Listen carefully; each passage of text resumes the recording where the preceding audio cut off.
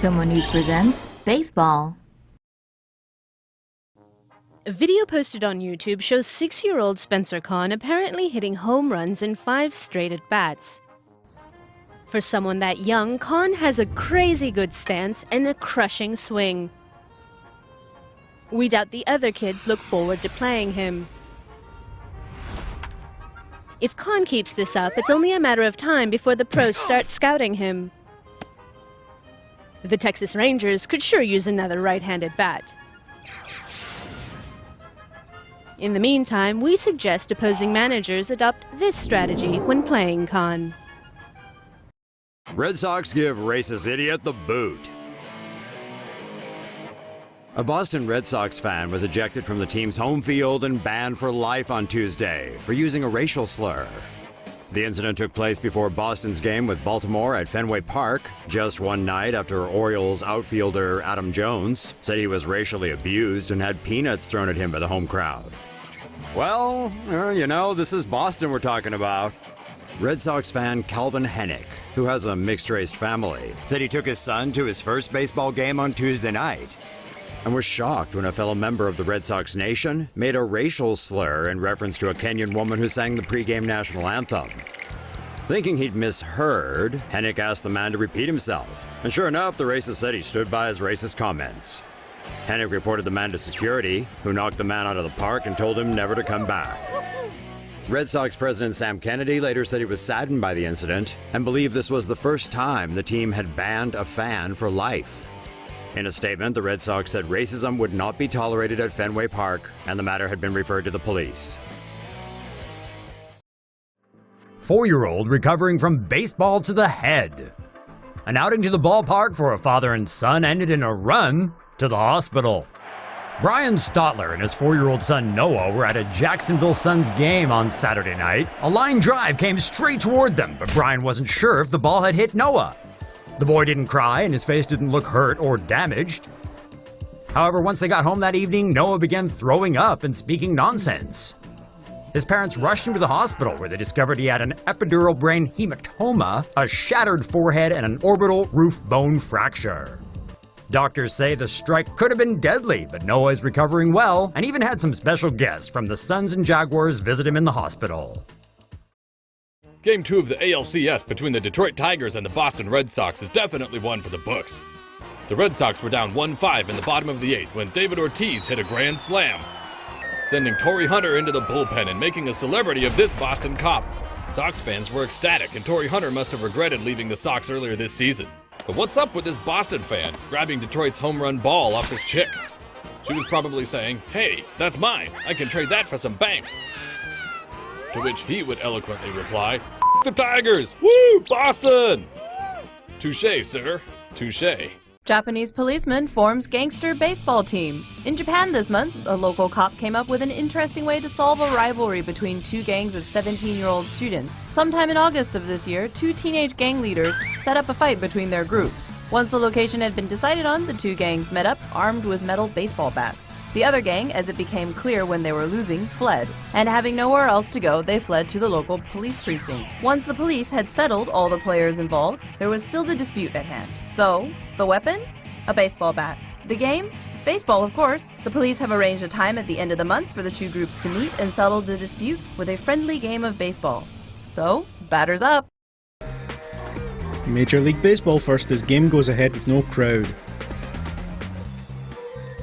In a first for Major League Baseball, a game has taken place with no fans in attendance.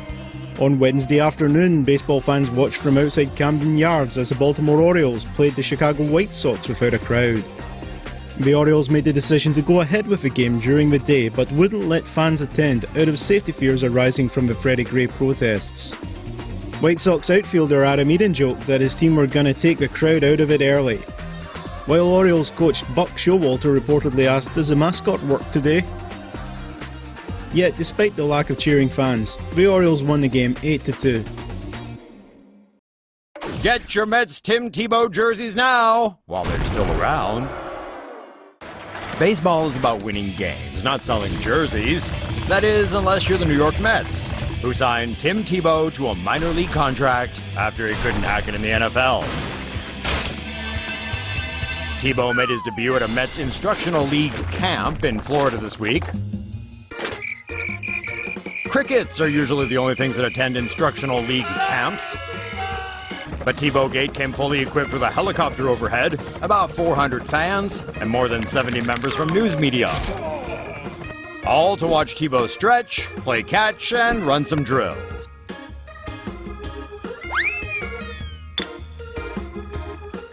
Even though the Mets said signing Tebow wasn't about selling shirts, the $120 Tebow jerseys and $30 t-shirts on sale at the workout and on the MLB website say differently.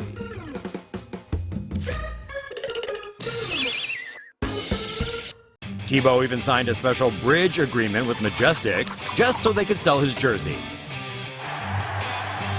But honestly, if you had to choose between watching real professional baseball players actually play baseball or watching Tim Tebow play catch, wouldn't you choose Tebow? Oh, and if this baseball thing doesn't work out, Tim, a lot of white guys also play hockey, you know.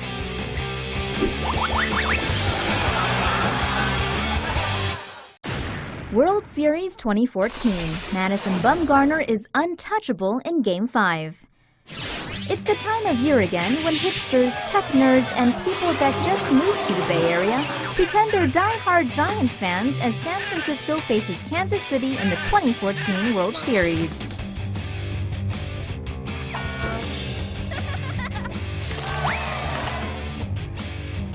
Madison Bumgarner's unstoppable arm was once again on display in Game 5, along with the bats of Pablo Kung Fu Panda Sandoval and Hunter Pence, who have both been on a tear this series.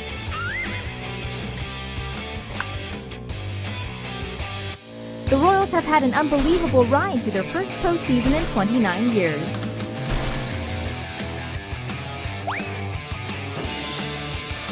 James Shields was okay, but Hosmer, Perez, and Moustakas had trouble finding wood all night.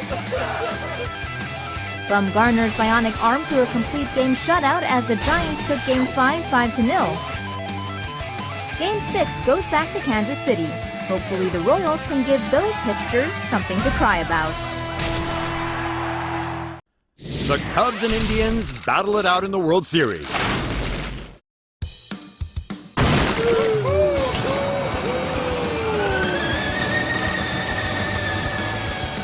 Fans in Cleveland and Chicago have been waiting an eternity for a chance at the World Series. The Indians haven't won a title since 1948, and the Cubs haven't won one since 1908. Cubs faithfuls are so in shock at making it, they're still partying it up at Wrigley. Both clubs have great pitching, although the Cubs have a few more aces up their sleeve.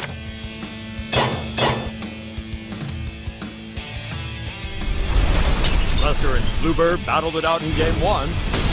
Arrieta is starting Game 2, and Bauer should be okay as long as his pinky stays off.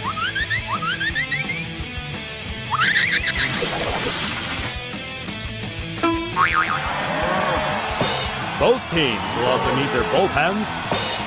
The Cubs have a power-packed lineup with Chris Bryant and Anthony Rizzo, as well as a great supporting cast.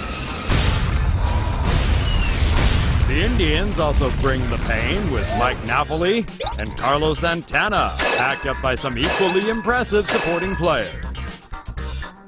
Could Cleveland actually bring home another championship this year?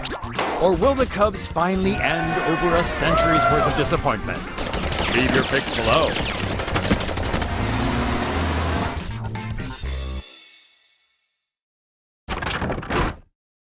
The Cubs just won the effing World Series!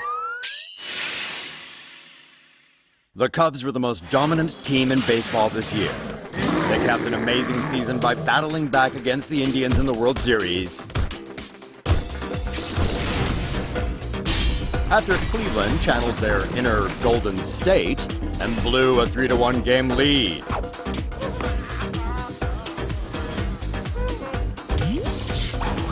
The Kluber cannon shut down Chicago's power lineup in games 1 and 4, while Andrew Wild Thing Miller struck out everyone and their mother. Meanwhile, the Cubs appeared to be going more Ferris Bueller when they needed more Henry Rowan-Gardner. The Cubs offense finally came alive in games 5 and 6, with Chris Bryant leading the way. Addison Russell rocked the Tribe in Game 6 with a grand salami and 6 ribbies. Game 7 was an absolute nail-biter from start to finish, with Chicago taking an early lead. Then J.R. Smith took his shirt off, and Rajai Davis responded by blasting a 2-run homer to tie it up in the 8th. After a rain delay before the 10th, the Cubs completed their comeback and won the game 8-7. Congratulations to the Chicago Cubs, winners of the 2016 World Series.